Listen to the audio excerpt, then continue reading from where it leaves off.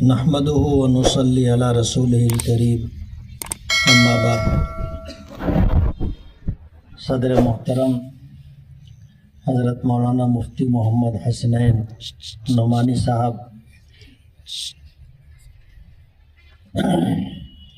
میرے بھائی مولانا عمرین محفوظ صاحب،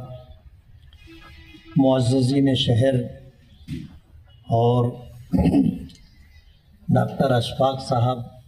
ڈاکٹر اخلاق صاحب اور ان کے اہل خانہ، نعمت خداوندی ملنے پر ایک ایمان والے کی کیا ذمہ داری ہوتی ہے،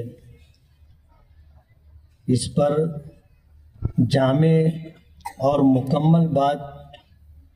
مولانا محمد عمرین محفوظ رحمانی صاحب نے رکھی ہے۔ میں سوچ رہا تھا کہ اب کہنے کے لیے کچھ باقی نہیں، لیکن رضوان بھائی نے ابھی ایک جملہ کہا، اس سے مجھے کچھ کہنے کا راستہ مل گیا کہ ہمیشہ شکر گزاری کرتے رہو، ہمیشہ شکر گزاری کرتے رہو۔ اگر کوئی آپ کو حقارت کی نگاہ سے دیکھ رہا ہے تو ہزاروں نگاہیں آپ کو رشک کی نگاہوں سے بھی دیکھ رہی ہیں۔ دنیا میں یہ ممکن ہی نہیں ہے کہ سبھی آپ سے راضی اور خوش ہوں۔ جب اللہ تعالیٰ سے سب راضی نہیں ہیں تو بندوں سے سب کیسے راضی رہ سکتے؟ آج اس وقت جو صورتحال ہے مالیگاؤں کی، اگر یہ کہا جائے تو برحق ہوگا کہ جھولیاں سب کی بھرتی جاتی، دینے والا نظر نہیں آتا۔ ایک زمانہ تھا مالیگاؤں کا کہ مالیگاؤں میں گنے چنے لوگ تھے جن کو مالدار سمجھا جاتا تھا۔ آج الحمدللہ خوشحال لوگوں کی ایک لمبی فہرست ہے، اور مالیگاؤں کے حالات بدلتے جا رہے۔ ایسا نہیں ہے کہ حالات بگڑ رہے ہوں، لیکن جن کو اللہ نعمتیں عطا کرے ان کی ذمہ داری ہے شکر گزاری کی، اور اسی کے ساتھ اس بات کو ذہن میں رکھنا چاہیے کہ تاریخ اگر آپ اٹھا کر کے دیکھو گے تو خوشحالی اور مالداری تیسری پیڑھی تک نہیں جاتی۔ ہم نے بہت سارے لوگوں کو مالیگاؤں میں دیکھا، بہت خوشحال تھے، لیکن آج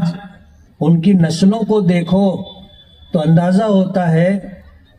کہ کبھی ان کے دادا مالدار تھے، آج وہ دوسروں کے ہاں ملازمت کر رہے۔ سوچنے کی بات یہ ہے کہ ایسا کیوں ہوتا ہے؟ ایسا کیوں ہوتا ہے کہ مالداری تیسری پیڑھی تک نہیں آتی؟ آپ اگر اپنے گلی میں، اپنے محلے میں، پاس پڑوس میں دیکھو گے تو یہ مثالیں آپ کو مل جائیں گی کہ ایک زمانہ تھا خوشحالی تھی خاندان میں، آج وہ خوشحالی باقی نہیں۔ جہاں اللہ تعالیٰ نعمتیں دیتا ہے تو ان نعمتوں کی شکر گزاری ضروری تو ہے، لیکن اسی کے ساتھ نیکیوں کا اہتمام ضروری۔ یہ دنیا فانی ہے، اور یہاں جو کچھ آدمی کو ملتا ہے یہ ہمیشہ اس کے پاس نہیں رہے گا۔ نبی کریم صلی اللہ علیہ وسلم کا ارشاد مبارک ہے، المال غادن و راحن، کہ مال آنے جانے والی چیز کا نام، اور جب تک یہ آتا جاتا رہے گا، یعنی رولنگ میں رہے گا، تو لوگوں کو فائدہ ہوگا۔ اور اگر قارون کی طرح خزانہ آدمی جمع کر لے اور نوٹ آئے اس کو سیدھی کر کے ربر کر لگا کر کے اس کی تھپی لگاتا رہے تو ظاہر بات ہے یہ مال اس کے لیے نفع بخش نہیں ہوگا۔ حضرت عبداللہ ابن عباس، حضرت عباس رضی اللہ تعالیٰ عنہ، بخاری شریف کی ایک روایت ہے، نبی کریم صلی اللہ علیہ وسلم نے جب مکہ فتح فرمایا تھا تو جہاں اور اعلانات آپ نے کیے تھے وہیں پر ایک اعلان آپ نے یہ بھی کیا تھا کہ آج سے میں سود کو اپنے پیروں تلے رونتا ہوں، اور میرے چچا عباس کا جن لوگوں کی طرف قرض باقی ہے میں اس کا سود معاف کرتا ہوں۔ جب یہ اعلان ہوا اور حضرت عباس رضی اللہ تعالی عنہ کو خبر ہوئی تو اسی وقت حضور کے پاس مجلس میں حاضر ہوئے اور آ کر نبی کریم صلی اللہ علیہ وسلم سے کہا کہ اللہ کے رسول، آپ نے میرے مقروضوں کے ذمے جو میری اصل رقم کا سود تھا اسے معاف کیا ہے، میں آپ کو گواہ بنا کر کے کہتا ہوں کہ میں اصل بھی معاف کرتا ہوں، میں اصل رقم بھی معاف کرتا ہوں۔ تاریخ میں آتا ہے کہ ان کے اس فراخ دلی کی وجہ سے اللہ تعالیٰ نے ان کی نسلوں میں تقریباً 500-550 سال تک بادشاہت چلائی ہے، ورنہ آپ تاریخ دیکھو گے تو مالداری تیسری پیڑھی تک نہیں جاتی، اقتدار بدلتا رہتا ہے، آج کوئی ہے کل کوئی ہے، یہ صورتحال رہتی ہے۔ لیکن جب آدمی اس جذبے کے ساتھ کہ مجھ پر اللہ پاک کا بے پناہ کرم ہے، اگر کوئی مجھ سے حسد کرتا ہے، کوئی مجھے حقارت کی نگاہ سے دیکھتا ہے، تو یہ خیال نہیں آنا چاہیے کہ لوگ میرے ساتھ یہ سلوک کر رہے، بلکہ یہ سوچنا چاہیے کہ ہزاروں نگاہیں مجھ پر رشک کے ساتھ پڑتی ہیں کہ اللہ نے مجھ کو کتنا نوازا ہے۔ ڈاکٹر صاحب اور ان کے اہل خاندان اگر اپنا ماضی دیکھیں گے اور آج کا دن دیکھیں گے تو شاید میری بات سے اتفاق کریں گے کہ اللہ پاک نے بے پناہ کرم فرمایا۔ آخری بات کہنا چاہوں گا، ہم اہل ایمان دنیا کی نعمتیں فانی ہے، اور اس بات کی ہمیشہ کوشش کرتے رہنا چاہیے کہ جہاں ہمیں ہمیشہ رہنا ہے آخرت، اللہ تعالیٰ وہاں ہمیں اس سے بہتر فارم ہاؤس عطا فرمائے، اس سے بہتر ٹھکانہ عطا فرمائے جہاں ہمیشہ رہنا ہے۔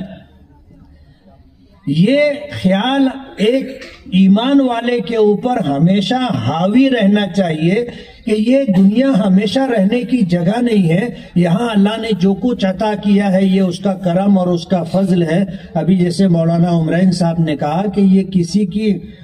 علم کی بنیاد پر مل جاتا ہو، ایسا نہیں ہے۔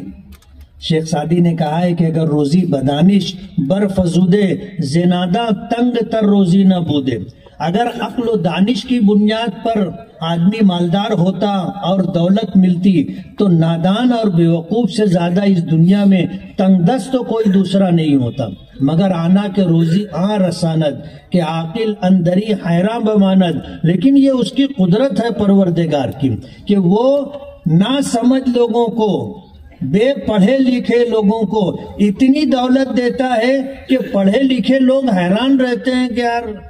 ہم لوگ جو ہے کاسٹنگ نکالتے ہیں، حساب و کتاب کرتے ہیں، سال کے آخر میں جب حساب نکالا جاتا ہے تو معلوم ہوتا ہے کہ دیوالیہ نکل گیا۔ اور جن لوگوں کو کاسٹنگ سمجھتی بھی نہیں ہے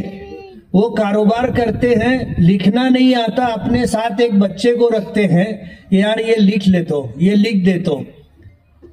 وہ سال میں کماتے رہتے ہیں۔ یہ اللہ کی عطا و بخشش ہے، اللہ جسے چاہتا ہے اسے دیتا ہے۔ آدمی اپنی عقل کی بنیاد پر، اپنے علم کی بنیاد پر، اپنے تجربے کی بنیاد پر کچھ کماتا نہیں ہے، کچھ ملتا نہیں ہے، دیتا ہے تو وہی دیتا ہے۔ جھولیاں سب کی بھرتی ہیں، دینے والا نظر نہیں آتا۔ میں ڈاکٹر اشفاق صاحب، ڈاکٹر اخلاق صاحب اور ان کے تمام خاندان گھر کے لوگوں کو دلی مبارکباد پیش کرتا ہوں، اور دعا ہے کہ اللہ تعالیٰ ان نعمتوں کو باقی رکھے، اللہ تعالیٰ ان نعمتوں کو باقی رکھے اور شکر گزاری کی توفیق عطا کرے، اور ہمیشہ یہ احساس غالب رہے کہ نیکیوں کے ذریعے اللہ راضی اور خوش ہوتا ہے، اور جب وہ راضی اور خوش ہوتا ہے تو پھر کسی کے چاہنے سے ہمارا کچھ بگڑتا نہیں ہے۔ بہت بہت شکریہ۔ डायमंड कारपेट, हमारे वहाँ गरास, रेलवे वाला कारपेट, विलस्पन कंपनी का पायदान, हेटलोन रेगजिन होलसेल रेट में तमाम अशिया हमारे वहाँ दिए जाती है। हमारा पता याद रखे, सकावत होटल के पीछे आबिद सोडा के बाजू में हजार खोली, मालेगांव।